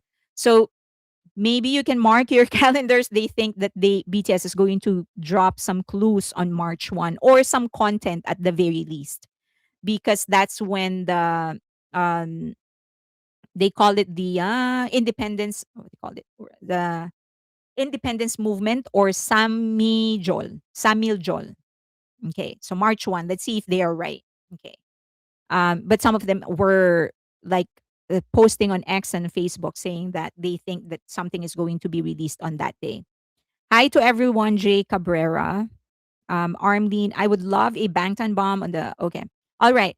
So, also an achievement, I guess, but this is kind of predictable. And I've already said this earlier. BTS is the most streamed K pop artist of all time on Spotify with over 47 billion streams. So, to clarify, only on Spotify because they're the only ones that actually publish the number of streams per songs. But if you rank best selling artists on Circle Chart 2010 to 2026, they ranked, some armies were kind enough to rank the members. Of course, number two is BTS, 41 million. Jin, 3 million. Jungkook, 3 million. Jimin, 2.7 million. V, 2.4 million. J-Hope, 1.8 million. RM, 1.47 billion. And August D, 1.4 billion. Um, and this is their ranking. So this is the overall ranking, including non-BTS. Sorry, non-K-pop. Okay. So would be nice if we can push some of them higher, huh? Um, okay. So who's number 117? What was the website for cinema tickets? btsliveviewing.com. That's for cinema. btsliveviewing.com. So I hope you got that. So, so the person who's asking who's number one, it's 17. They are number one. Okay. But so Jin is the one who has sold the most number of albums on Circle Chart. Uh, but it's not really so to explain. There are two charts on Circle Chart. One is the album Circle Chart, which reflects the number of albums that were shipped to retailers, and then there is another chart which is the album retail. The sorry, retail album charts, which is our album chart, which reflects the actual scanning of the code. So these were like paid for by the customers. So two things that you need to check if you're going to their website. So this list is for the album chart. This is the number of albums shipped to retailers. Okay. Um, and then Jungkook is now the he has been for a while. He's the most streamed K-pop soloist on Spotify, but he pushed it to 10.4 billion. I think several weeks ago or several months ago, we were talking about him hitting 10 billion, and now he hit 10.4 billion also on Spotify. So he's the most streamed K-pop soloist or Korean act soloist actually on Spotify. The top four would be, of course, Jungkook at number one with 10.4 billion. Jimin at number two with 8 billion. Jenny, 6.8 billion at number three. And V, 5.5 billion. Would be nice if we can push V to number three, right? Okay, we can do that. Let's do it. Okay. And then Who got to 2.3 billion. And then Muse in general reached 3.8 billion streams on Spotify. Okay, congratulations to him. He also became the most streamed in US Spotify as well. Okay, so this is what I was mentioning to you earlier when I woke up after getting frustrated about not getting tickets. This is what I saw. These are all the tickets that are being sold by scalpers for Gwangwamun. Look at that. Look at the amount of tickets that are being sold. It is free, but scalpers actually got and I did not even bother to screen cap all of it. They are just yeah, very very frustrating and very sad. But look at that. Look at that. There's like six more columns that I did not bother to save because I was just so pissed. But there you go. Yep. A lot of it. And look at the prices. Look at the prices. 2,700, 1,200. Like this is free. This is free. And you're selling it. Like I don't understand how Null will not be able to how Null isn't able to stop this from happening. Okay. So we can only buy 1 day online stream. Online stream, you can only buy one per account. Yes, you can only buy one per account. Scalpers are simply horrible. They are horrible. Can this be shared and used to report to HYBE? Yes, I can share with you the actual link to the account of these people. I've done my part, so I've reported to them, but I don't know. I also reported it to Null. Not that I have ever received any kind of response from Null, but they're, at some point they're kind of, at least, I don't know, they're sometimes worse than Ticketmaster. But what can you do? At least Ticketmaster, when you go in, I don't know if you've ever done ticketing in all, but at least with Ticketmaster, when you go in, they already show you the available tickets. So there's a way for you to just click automatically the first thing that you saw and you'll get it. In all, you don't. You actually have to scroll through each section one by freaking one. And then just if you're lucky enough, you'll time it, you'll be able to find something that is available, but most of the time it's gone. So it's really worse than Ticketmaster. Okay. And why are they in Chinese and not Korean? Because they are that. The scalpers are that. Okay, it is already reported. Okay, it would be nice if everyone can report it, but I will share the link. Okay, so things that okay, so this one is a little different. So it's just like thinking about the things that I would love to see in the BTS the city, the entire cultural experience that they're going to be offering. So I will be there from the 18th until I will be landing on the 18th until and I'll be there. Sorry. I'm leaving LA on the 18th, landing on the 19th, and then going back. So I'll stay there until the 30th. I'm going to Busan, I'm going to Ilsan and Daegu. So my goal is to actually go to the different places where they grew up, just to trace, just like see how their life was before all of that. Look at the different beautiful places in Busan. Busan is a really, really beautiful place, and also Daegu. Um, so that like I don't know how many days that is. That would be 12 days, almost 2 weeks. Did you find where you are sitting in Goyang? Yes, I found it. It's like like lower portion of the third level. Lower portion of the third level. Okay. How do you get into the live show via Netflix? you just go to Netflix. If you don't have Netflix yet, I would suggest don't get Netflix until the 2 days before or 3 days before the actual event, and make sure that that's the first thing that you watch, their content. Just go to Netflix. It's going to be there. Okay. So so that is the goal. I'm going to be there. I'm landing on the 19th and then leaving on the 30th. So I'll live stream all of that. And even on the concert day itself, no matter what happens, I'm just going to live stream it. And then when I do my adventure, when I go to Busan, Daegu, and Ilsan, which is where RM grew up, I'll live stream those as well and try to look at where like their old school, stuff like that. Um you're going to see a different side. I'm sure that most of you, if you've been there, you've seen like the city, which is Seoul and whatever. But this places I've been to the where Jimin actually grew up, that area. It's very country. So I get there on the 19th too. I will get as close as possible to the concert. I'm doing Busan and Daegu for Festa. Initially, I was thinking like, should I just go to Busan and Daegu for Festa? But I thought there's going to be a lot of people there on there, so I might as well do it now. And when I go to, if I do make it to Busan, I will probably go to Anyang, where the hometown of the other three are, so that I'm not with the crowd. Is it pay per view? It is not. It is not pay per view. You just need subscription. That would be great, Miss Fairlane, for people like me that can't be there. I will try to blog as much as I can. Okay, live stream as much as I can. Okay, so I'm still waiting for the announcement in terms of what the activities are going to be.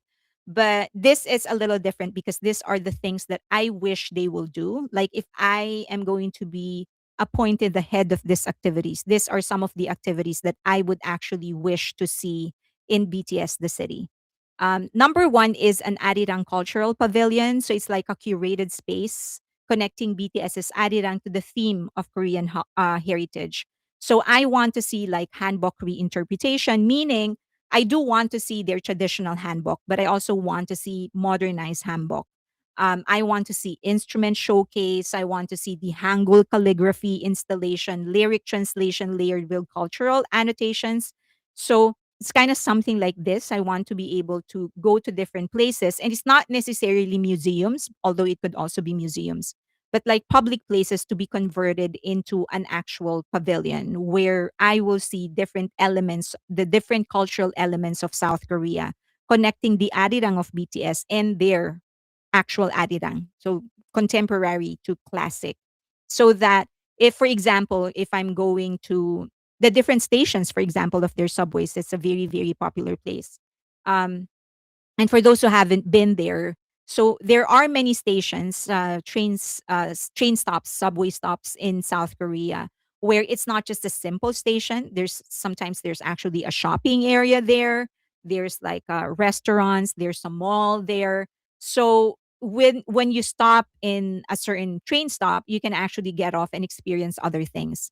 So it would be nice to actually see some cultural exhibits there, a cultural pavilion where where you can experience their culture. So that's one.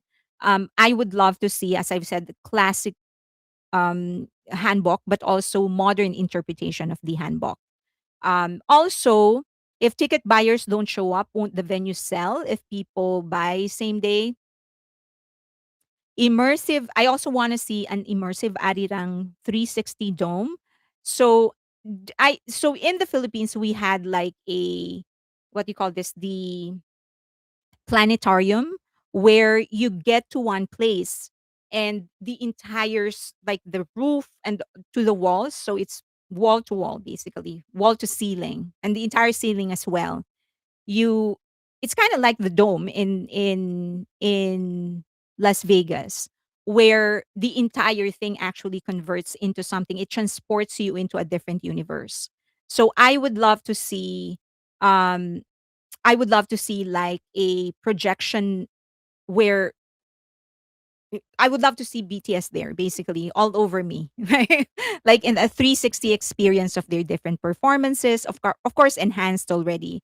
Would be nice to see some hologram of BTS, especially in the early days of the early performances their early performances. Like I would love to see their debut performance. Um, like hologram or 360 immersive, like the sphere. Yeah, exactly like the sphere. I would love to see their old dormitory recreated all around me. Would love to see them moving around. Then it will be easy because they have a lot of video clips of that. So something like that. This is the sphere. So you can the sphere you can actually design in so many ways. Mostly it is for concert, but you can actually design it for so many ways. But would love a premium experience of that. I will definitely go. Just like the Fremont Street experience in downtown Las Vegas, exactly like that. That would be nice to actually convert into a pavilion if they're gonna be do if they're going to be. So the goal is to do the BTS the city in every stop that they make. So the Fremont downtown, that would be a perfect place for their pavilion. The only thing is that of course, there are people there that are trying to make a living on a daily basis. I don't know if you've been there, but it's pretty wild. Um, Lots of like shirtless people, men and women are shirtless. Okay. I also want to see a BTS IP and business exhibition. So I think a lot, like one of the things that I realize is that a lot of armies are actually really curious about the business behind their IPs. Like a lot of people, when you say IP, they immediately think about BT21 or Tiny Tan, when in fact it's actually the original IP is actually BTS. So it would be nice to actually have like a an exhibition that is focused on the business side of what they do. So I would love to have some IP people talking about these things, how, like lawyers just discussing how does it work, how do salespeople actually market it, how do they pursue different partnerships.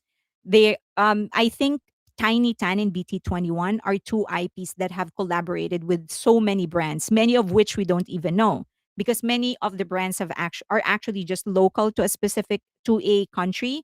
Would be nice to actually get them and talk about like the result of how did it affect their sales, stuff like that, and just how IPs actually work. So very business focused. I also would want to have an archive walk, the 2013 to Gwangwamon, and I would want to do that in Gwangwamon. So after the concert, it would be nice if they can recreate like create a corridor of that entire stretch, make it into a corridor, and then armies can walk through it and then walk through the timeline from 2013, 2014, 15, 16, 17, 18, 19, 20, all the way until 2026, their Guangwamun concert. So and then at the end of it, have like a um especially at night, like a huge screen where you can actually rewatch the entire thing. So, would love that to happen. Like if they can convert the Guangwamon stretch, that entire thing into an archive walk. So we can experience and look back at their 2013, 14, 15, 16 achievements, failures, all of those, like the important milestones of their career. I think this is going to happen. I think there's going to be definitely a limited edition city specific merch labs. So I think there are going to be brands that will allow you to specifically customize some of the merch that they have. So you can order it and then have it customized, like embroidery stations, AR coded apparel, unlocking digital content. So just a chance for you to customize the merch that you're going to be buying. I think they will do this. I think they're going to do this. Yes, please like the video. I also would love a BTS culinary collaboration week. Like if they can get um, chefs that would cook many of the things that they've cooked online before, especially Jungkook and Jin and Suga. They've done so many cuisines before in Run BTS. I would be nice to actually have someone recreate all of that, teach people if they want to do like a quick class, and then at the end of it, just give away what they've finished so that everyone can actually sit down and eat and stuff like that. Um, um, so yeah, BTS Culinary Collaboration Week. Do I not support other Korean artists? I do. If you watch, I don't know if this is your first time here in the channel, but if you go through the channels, yes, there's a lot of artists there. You can also go to asianentertainmentandculture.com. There, that's where we actually have the most variety of artists that we feature. But yes, I support many other Asian artists, not just Korean artists. A Weverse live recording stage would also be great. Like, have some producers on site that other fans can actually work with, right? That would be nice. So fans can actually become a part of a song. Like, producers will just be there and fans can contribute to a track, an existing track of BTS that fans will sort of remix. So would be nice to have something like that. 3 minutes. Asian Fire Butterfly is timing me. Thank you. Okay. And then would love to have a global army conference. I know that I constantly actually get like invitations, like an army conference, an army whatever. But BTS, well, Hybe or Big Hit, they have never actually sponsored or done anything like this, but would be nice to actually have like an army conference. And then they can invite journalists and content creators to become moderators of different talks. So that armies, especially the term creators can actually can do their own presentations. And so present BTS from the point of view of the fans. So I hope they can do something like this. I think armies would love it to just have a conference sponsored by Big Hit. So let's see. I would love an army bomb symphony night, and this would be an orchestra. So if you're in the audience, if you sing your army bomb, it's going to sing with it's going to move with the melody, similar to what they did with Cordis. So when Martin opened the Artist Asia, was it Asian Artist Award or something, and he did his initial beat on stage, the audience were actually the light sticks were actually moving with his beat. So it would be nice for something like that. BTS Con, Army Con. More armies than BTS. Well, it's BTS from the point of view of armies, actually. So this is another idea. I think it would be great, something like that. So you have an orchestra, and then you have a crowd that kind of participates through the army bomb. It was Mama, yeah. So okay, yeah, Mama, something like that. Also an outdoor BTS film retrospective. Like, they have in Seoul, there's actually a venue where where they do regularly an outdoor movie viewing night. So I think it's free. There's also an outdoor library. So there are bean bags that you can rent or you can bring. And then just for the night, there are books that you can borrow for the night, and you just lie down there and just read under the moonlight. Would be nice if they can rent the space and show Burn the Stage the movie and Break the Silence the movie. And then there's like a post screening producer, like a post screening Q&A with the producers, writers, editors of all of these movies. Okay. Last is the interactive songwriting workshop. So it would be nice to have producers do a workshop, and then for everybody who wants to participate, they can work with the producers to write a song, and then pitch it to BTS if they wanna release an album where all the songs were co-created by armies. Are these rumors? No, this is me pitching ideas, Arlene. And then BTS Fashion Street. Well, this is actually I think this is the last one. BTS Fashion Street. So, yeah, something like, for example, if there's a downtown area in all the cities they're going to be stopping in, they can pick one area where it's just going to be some sort of a a fashion street where everyone is just dressed up in the different clothing that they wore in every era, so that if you go there, you get to be amongst the clothing or the clothes that they actually wore in the different eras from 2013 to 2020 to 2020 to um well, I guess Take Two was the last era that they have. So those are the ones that I would love to see. Those are my ideas, and I would love to pitch it to them. Or if anyone's watching and anyone decides to take it, I don't mind. But I hope they would at least someone would think of the same thing and they pitch it to BTS or Big Hit. I think it would be a great experience for armies. If the goal is to give armies an extra thing to do when they visit a city, I think this ones would be great. Okay, 2 hours, huh? I'm on time. Some of these clothes are sold, gotten back to the creators. They can recreate them, right? I would love that. I still can't get over their debut outfits. ArmyCon is a BTS concert. Yeah, I definitely. I mean, still at the end of the day, they're still focusing on BTS. It's just from the perspective of armies.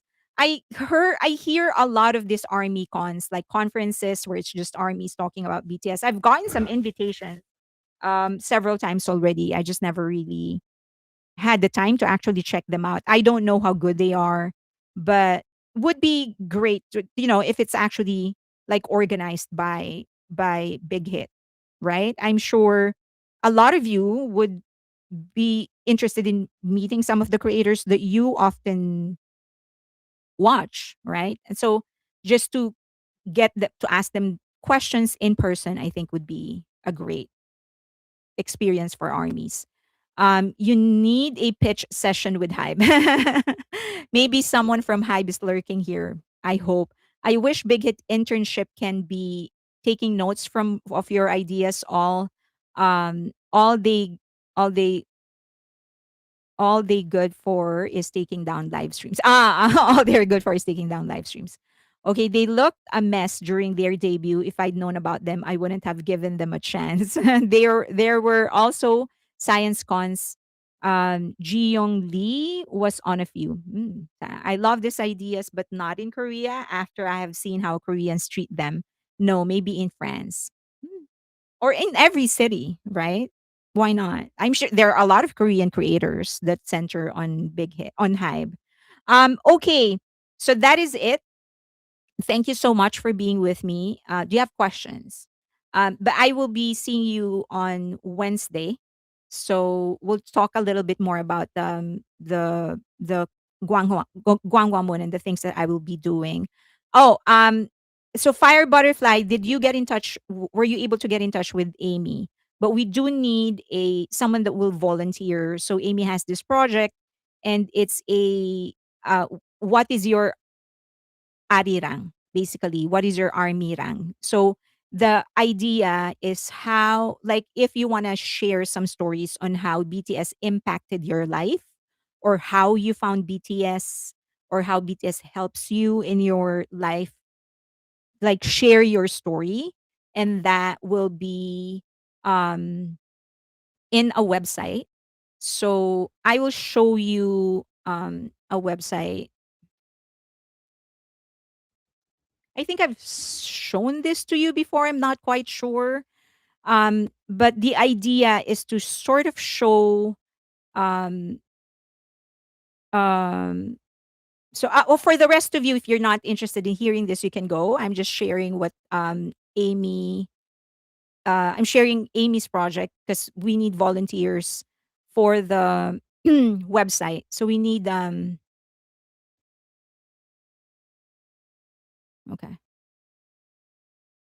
there you go. So like that would be so something like this is not how it's going to look like, but the idea um is to give people like a snippet of their stories in relation to BTS. Check your DMs. Okay, I'll check my DM. And then so you can read through the different stories of armies on how they found BTS, how BTS impacts them, the role of BTS in their lives. So it's going to be in one website. And that's really it. And then the goal is to actually collate this and put this in a book and give it to BTS as a gift. So we do need a website. So if there is a website developer and a website designer, um, please, and if you're willing to work on this, let me know. So but I will be referring you to Amy. So this is her project, but you can get in touch with me if you can find Amy on Discord. But she's also in Discord, so you can get in touch with her directly on that as well. It's not This is not how it's going to look like. Amy has a design already in mind. But I'm sure she will discuss that with you. Okay. But first step would be to either message her or me. Okay. Thank you so much, everybody. Good night. And I will see you Wednesday. Bye.